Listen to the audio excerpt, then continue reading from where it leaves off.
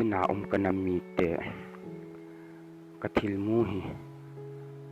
kathilmu ka se kichi se la kahin sei ding a hin pathin mina im zong loading pai zong loading la be zong loading a kahin sei ding a hi e kamu nahi 2020 March 13 Friday zan a hi zal khun chunga kaluma ka zan mang a hi he chichun tin kamu in a hi zong makot thang ting jo pi zong makot a hun ka tan ka hi kamang a hi bang chun zan a hi na hi zan a hin ka na hi ti hin sulam gam ka ya hun sulam gam a hun o khat aginga aging len ta khat hun ki samin hi chi o chu hitin a hun ki sei na hi Manipur sunga CM pale Manipur Meitei chate public leader se le Manipur Meitei thingnoi mi se meeting ato ta ve ahung kiti na hi ami bang ka mupon ahin la tebal kang ale na lin khat a mu vin a hi ti jong ka ga hen a hi he ti chun he cha chun Manipur phai cham sunga Meitei chate lunghan hutsan hi ki ngai sa na hi le nga ya ngai ngam hi tapu na hi ti chun ai le cha chun mai lei thing noi mi len pen pa cho hung ding to in ami kamu lo bangin ama cho aga ading to ti yam kamu ki ka he ki ni na hi ti hin thu a sei tai atu sei chu Manipur kam sunga za len chi nam thum thu i sei di wa hin Meitei Naga Kuki hi chang thum thu i sei di wa hin hi chi lai la hin Nepali Muslim kol hi chang hi sei lo di wa hi ati bin hi ati na hi cha chun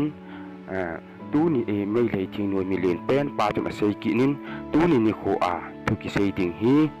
no lo hi thei lo ding a hi tin order alha na hi cha chun Manipur CM hi han lang public leader ho hi zong de akha su ve ti yong cho ka ga he ki ni na hi alim kamu lo bangin akha su lut nu ve ti yong ka ga he ki ni na hi cha chun hi tin thu a sei ta na hi thu cho an pan tan mai lei thing noi mi pa chun thu an pan tan hi tin a sei ta na hi Manipur sunga hi za thum la hin nagate an pan ta tu nagate hi ho ding in aboi be apoi am ho hi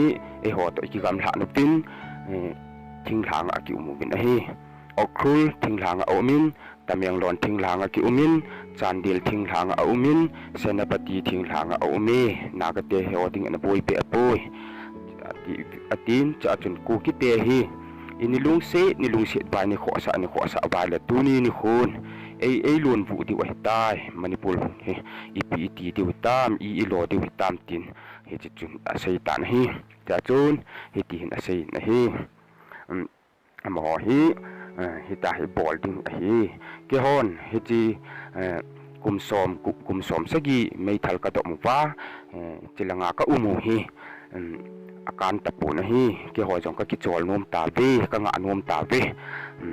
ji chun country le lengam hiala I bol diu ku ki chate hi inga di wa ta hi atata na hi cha chun hi tin a sei ta na hi ku ki te hi ta hi bol di wa hi ama ho hi gal I bol khum di wa hin I gal bol khum di danu chu hi ta hi bol di wa hi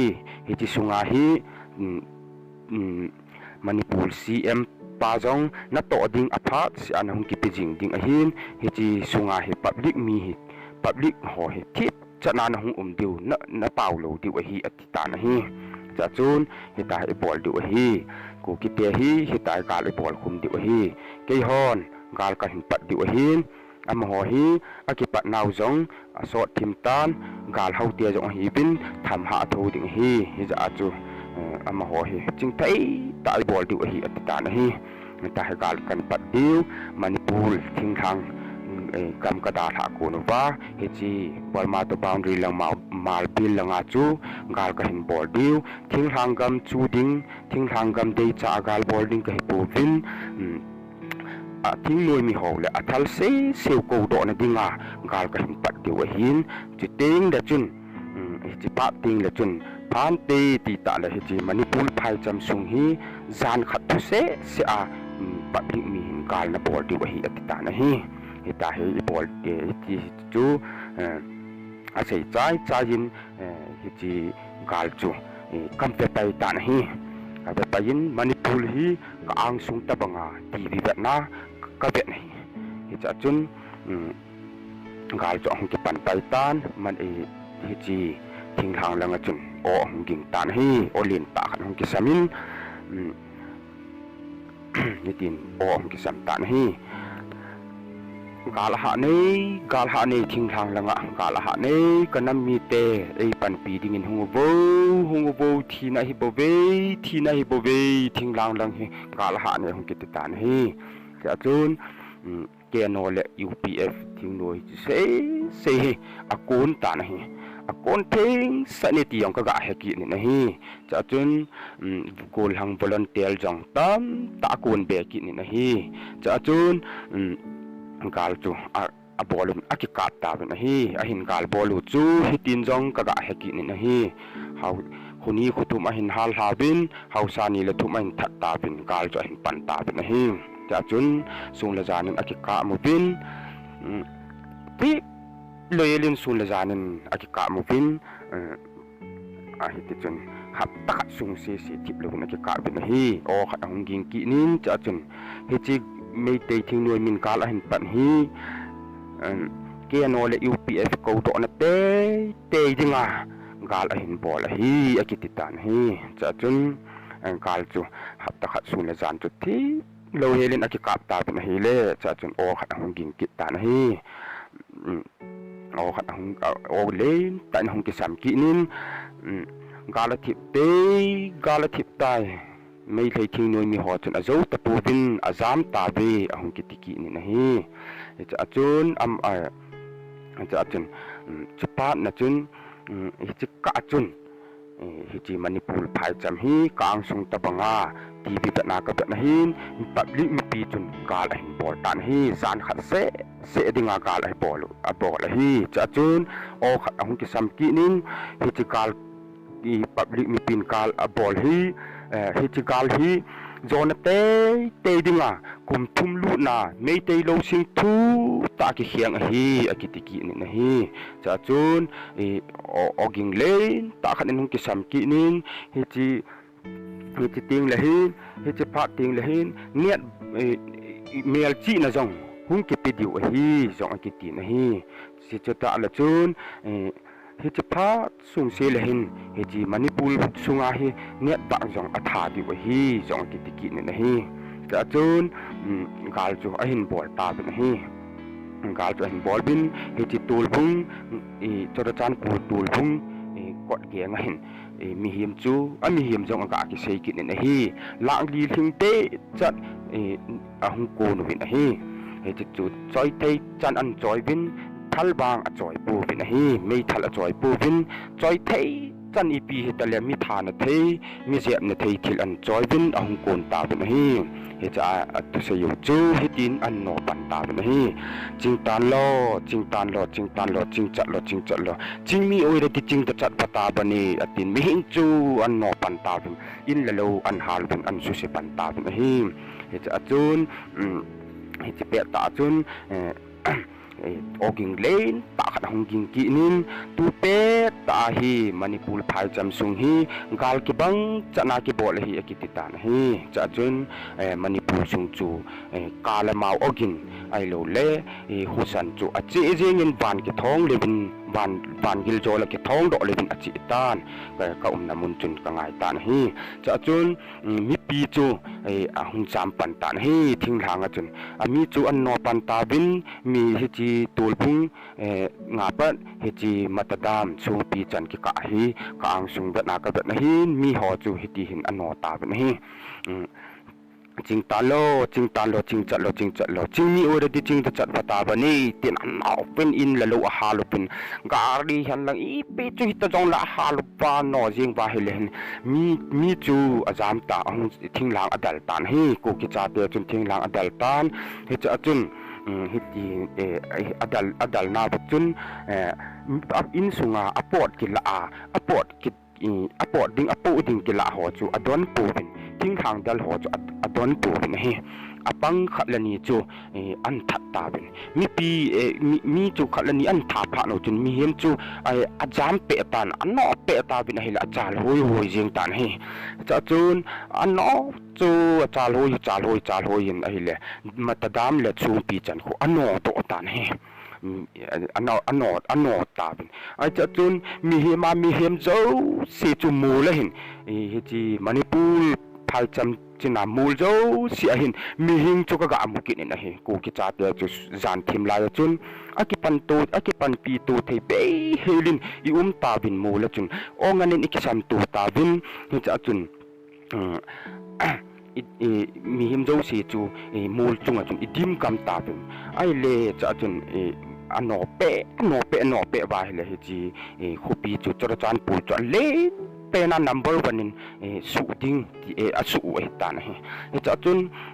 ale no chun ano chai ta bin hi cha chun hi ti hin asai ta bin hi chi matadam lang hi chi sung pi lang hun mi him ala nga sim chun nui lang ta hu anga bin atu hu langu kamutan hi cha chu amai langu kamutapon atu hu langu kamutan hi cha chun hitin asam ta ben akhot ani ni in atung bin ba hojik di ko kilian pi bazare hojik di ko kilian pi bazar ni hojik di ko kilian pi rani ati bin hitu chun o chu van gil chola ke thong to le bin asam ta ben hi cha chun cha chun mi hing te chu ku ki cha te chu pa cha bin mula hin idim gam ta bin he cha chun hi chi hengli kitilanga khun mi him chu ala nga lun do jong ka ga amu na hi cha chun ama ho gam dei ala diu chu alang pin heti hin ki het sa tan hi gam gi tiu chu song pi gam gi hung hiding ta la matadam ala ding matadam ko na su nu ama ding su nu phai cham si ala ding kak ching mol to kha chui to pe ding more lang zot na kom len ta khat le hi chi le ki sa na hi chi kom to khu hi chi khu gam gi akai to pe van kai to pe vin jang pu pi lang akai do ta bin hi jang pu pi thing lang lang khok aman nu vin hi chi sanakai thil hi chi jil hom su hu kang pu pi le okhul ki ka jil gam gi hu hi chi khu akai vin lungtin langgen akai do bin lungtin na panin kang pu pi ama sa bin kang pu pi akonin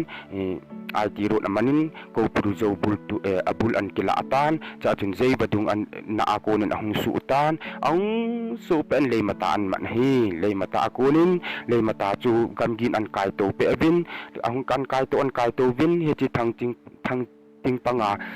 talai badung ko he chi ko hi chu gamgin an kai to pe bin ana chanin ahung liang do an cha ko na kho jang pana so pi ko sa hi chi se chu manipur mei te cha te gam ding chun ki mu sa tan hi he cha chun ko ki len ding chu a thang pin hi ti hin ka ga hen hi si limin a pe vin more a cha vin zirbam lang to kon ka ga mun he chi chu si limin a pe ve ti chu ka ga hen hi he chi chu cha chun olen ta khat hung ging ki nin ni thum sungin manipur phai cham sunga ko ki cha te atheng tai akiti na hi kati azabe se jengin ka ki chabe se jengin ka hung khangin a hele ka ji ka cha to lum ka hi ji chun ka ulsan ni chumin he te chun ape pen ka ji ko ma ka sei ta na hi ka thil mu chu chi chun hung te ding hi jong ka ti ta na hi chan chu hi kanami te avela gial kho na nei ta ka hi avela nampi za dinga ka se hi ka hin sei kit na hi chan chu hi ta han ka ki po